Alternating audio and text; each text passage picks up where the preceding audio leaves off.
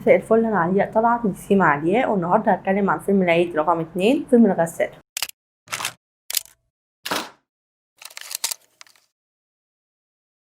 في مغامرة أكيد من منتجين نزل فيلم الغسالة، وطبعا دي مغامرة لأن احنا عندنا هنا موسم خال من المنافسة تماما بسبب فيروس الكورونا. لكن على الجانب الآخر ممكن تكون المغامرة دي في صالح الفيلم، إن لو كان نزل فيه أفلام كبيرة ومهمة زي ما حصل السنة اللي فاتت في نفس الموسم في فيلم الفيل الأزرق 2 أو ولاد رزق 2، ممكن ما كانش الفيلم يتشاف كويس، وبالتالي حظوظ الفيلم هنا متساوية ما بين إن هو ممكن يتشاف لأن هو الفيلم المصري الوحيد اللي في السينما الجديد، وممكن برضه ما يتشافش بسبب إن الكورونا مخليه الناس ما تنزلش من بيتها. الفيلم من إخراج عصام عبد الحميد، وهو الفيلم الأول ليه كمخرج، مش مخرج منفذ، ده تبعا لموقع السينما، وكمان هو الفيلم الأول ليه كاتبه عادل صليب طبعا برضو الموقع السينما. فيلم الغسالة من بطولة محمود حميدة، أحمد حاتم، هنا الزاهد، محمد سلام. الفيلم بيمزج بين الخيال العلمي والكوميديا، وبتدور أحداثه حوالين عمر اللي هو شاب في 30 من عمره، بيكتشف إن هو لما يكون عنده 60 سنة هيقدر يخترع آلة زمن وهي على شكل غسالة، وبالتالي بيقابل النسخة الستينية منه ونسخة ال10 سنين منه، وبيتضافر التلاتة في ان هما يحاولوا يسترجعوا حب البنت اللي هو هيفضل يحبها طول عمره عايدة، واللي عمل غلطة في الماضي سببت ان هو ينفصل عنها. زي ما قلت الفيلم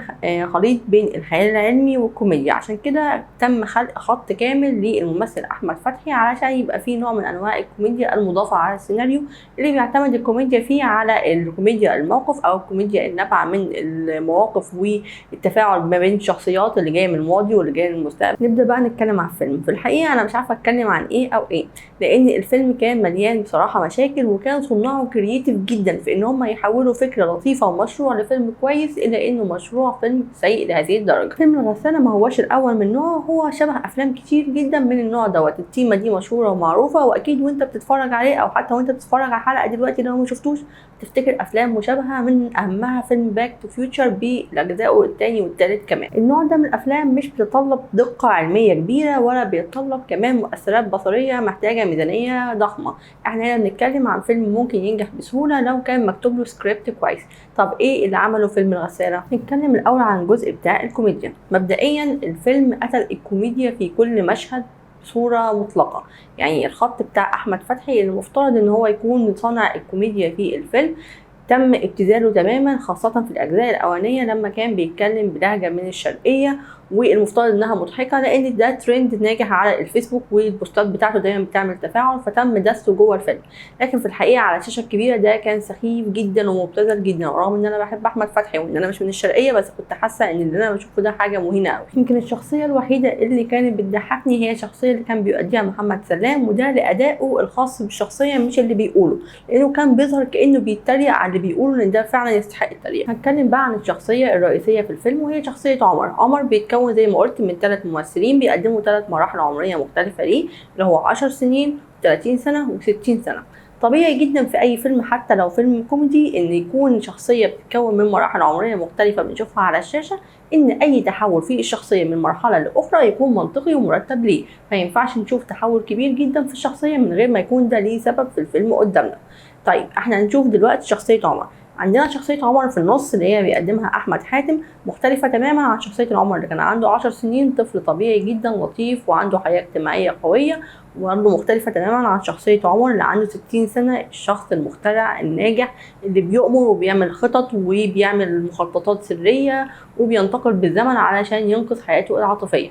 احنا شايفين هنا عمر اللي عنده 30 سنة شخص غريب الأطوار، أبله شوية، غير قادر للتعامل على المجتمع، فمش قادرة أفهم ازاي اللي عنده 10 سنين يتحول لهذه الشخصية، وازاي هو شخصيا يتحول لهذه الشخصية اللي قدمها محمود حميدة. فده بيحطني قدام تساؤل، ازاي الشخصية مكتوبة بالشكل ده؟ ازاي ما في السيناريست او المخرج او اي حد في الكرو ما اخدش باله ان الشخصية مش متسقة مع ذاتها، ولا الشخصية كانت مكتوبة باستعجال او مكتوبة بس بريف صغير ليها وكل ممثل اخدها يقدمها بالشكل الملائم ليه؟ يعني احمد حاتم قدمها بشكل، ومحمود حميدة مقدمها بشكل، وكل واحد مقدمها بالتصور بتاعه عن الشخصيه. يمكن انا حسيت ده كمان في شخصيه هنا الزاهد. يعني انا المبرر الوحيد ان الشخصيه تظهر بالشكل ده ان المؤلف يكون بيكتب الفيلم وهنا الزاهد في دماغه، او ان المؤلف ما كتبش الشخصيه بشكل كويس فهنا الزاهد قدمتها بطريقتها. ده غير ان انا مش قادره افهم ليه احمد حاتم كان بيقدم الشخصيه بهذا الاداء المفتعل. يعني احمد حاتم اداءاته في حاجات تانية كانت ابسط من كده، فالاداء المفتعل الغريب اللي كان ما بيضحكش محدش قال له برضه ان دي فيها مشكله، ليه المخرج معرفش يدير ممثليه وان هما يقدموا تصوره هو الخاص عن الفيلم؟ هل ما كانش فيه تصور خاص بالنسبه له عن الفيلم فادى كل واحد مساحته انه يعمل اللي هو عايزه؟ وبالتالي من ناحيه الكتابه انا كنت حاسه لا اما الشخصيات والفيلم مش مكتوب بتفاصيل كفايه، لا اما المخرج ما قدرش يعمل فيجن معينه للفيلم بتاعه وساب الممثلين يعملوا اللي هم عايزينه. طيب تمام، ده ناحيه السيناريو. نيجي نتكلم عن الاخراج.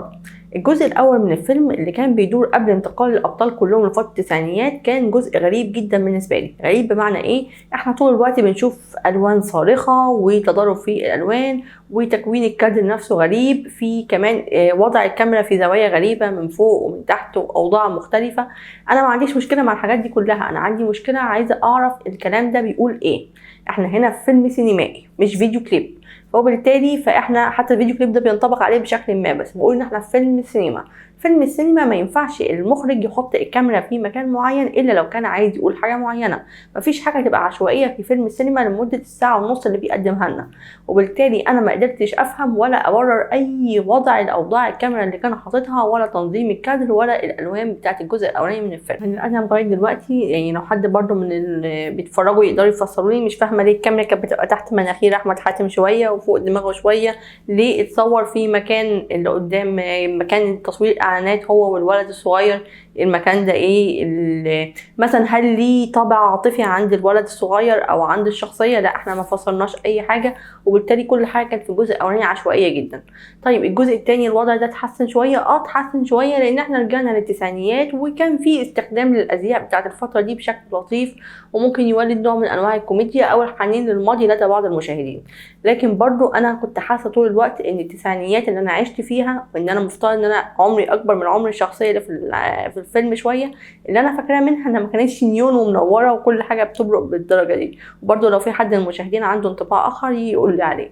فانا ما كنتش برضو حاسه ان الفيلم بيقدم فتره التسعينيات نفسها، انا كنت حاسه انه بيقدم زي صوره من فيديو كليب كان متصور في التسعينيات او تصورنا احنا عن التسعينيات، رغم ان التسعينيات دي مش فتره بعيده وكان ممكن الرجوع ليها بشويه افلام ما اتصورت في الوقت ده. طيب محصله فيلم الغساله ايه كده؟ احنا عندنا فيلم خيال علمي، خيال علمي مش قوي فيه بس ممكن نتغاضى عنه. عندنا فيلم كوميدي مش كوميدي خالص فده لا يمكن نتغاضى عنه.